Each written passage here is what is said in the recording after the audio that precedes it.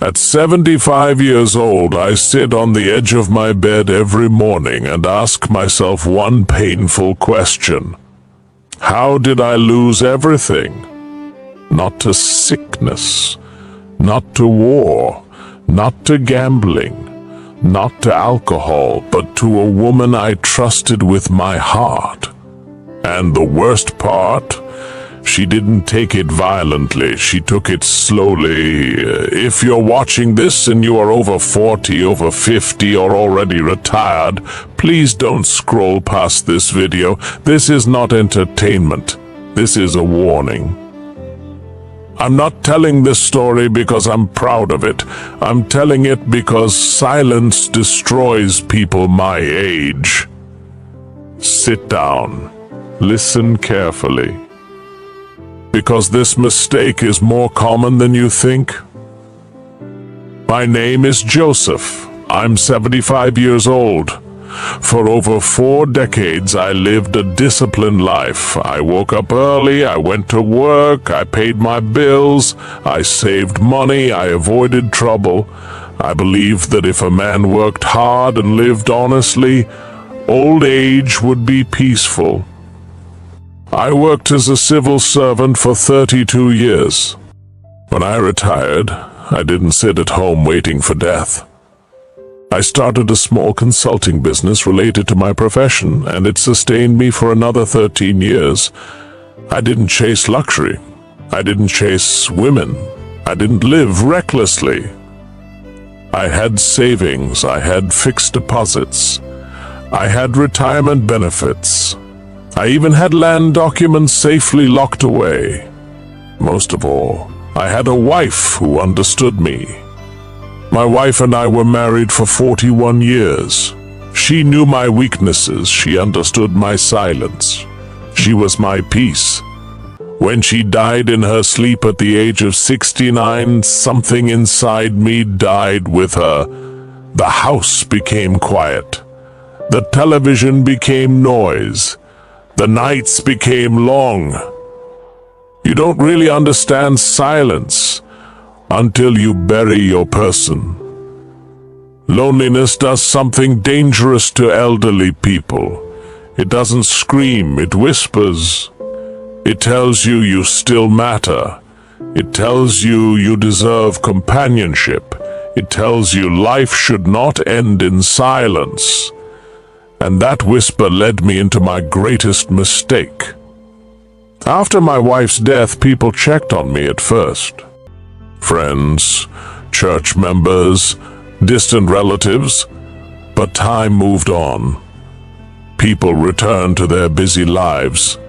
I was left behind. It happened one afternoon during a community meeting. I noticed her. She smiled warmly.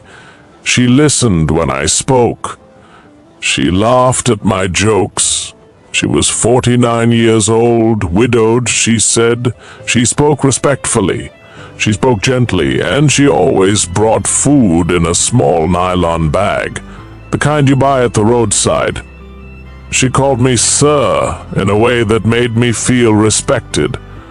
Not old for the first time in years, I felt noticed. That feeling is addictive. At my age, you don't fall because of beauty. You fall because of attention. She asked about my day. She asked about my health. She asked about my late wife with sympathy. She made me feel human again. I ignored the age difference. I ignored the doubts. I ignored the voice inside my head saying, "Be careful. Loneliness is louder than wisdom, because it never starts with big money. It starts with little things." She asked me to help her understand some documents. She asked me to explain financial matters. She praised my intelligence. Then came the first request. She said she was struggling financially. She said her late husband left debts. She said she was embarrassed to ask anyone else.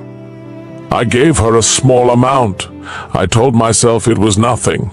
That was the beginning of the end. After the first help, the requests increased. There was always an emergency, school fees, medical bills, rent deadlines. She cried, she begged, she promised repayment, and once she even pushed the money back and said, "Sir, I don't want to be a burden." That moment made me trust her even more.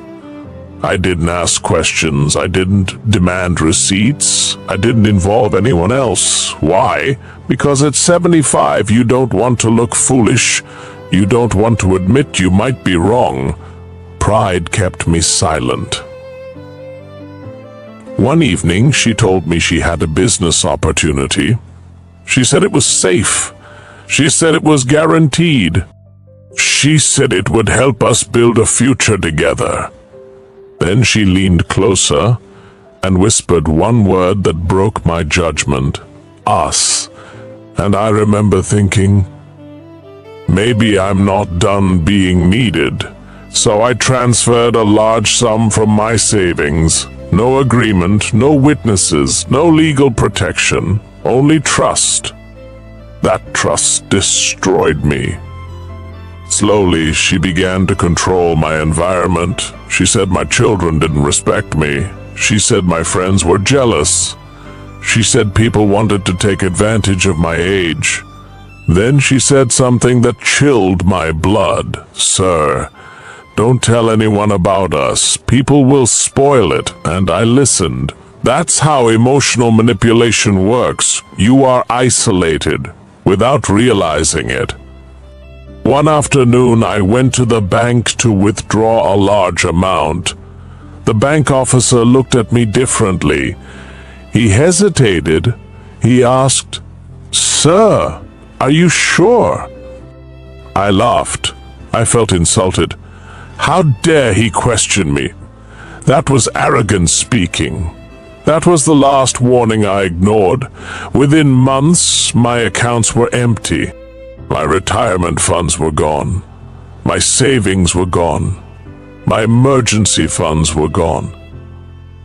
Then came the land documents.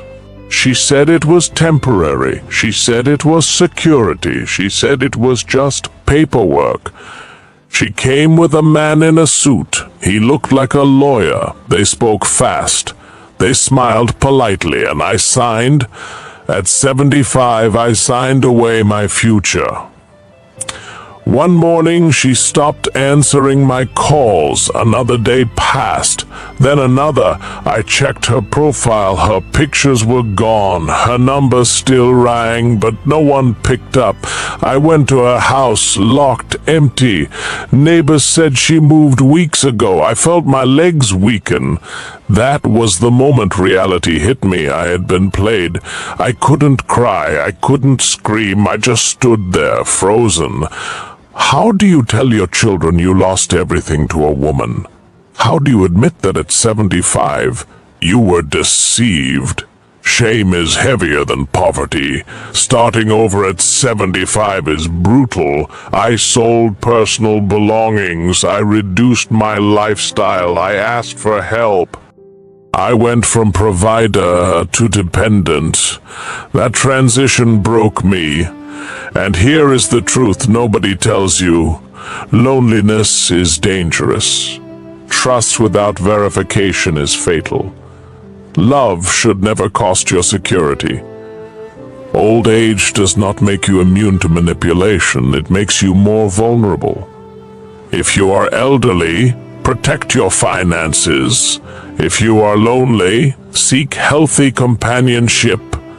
And if someone asks for secrecy, walk away. Please learn from my pain.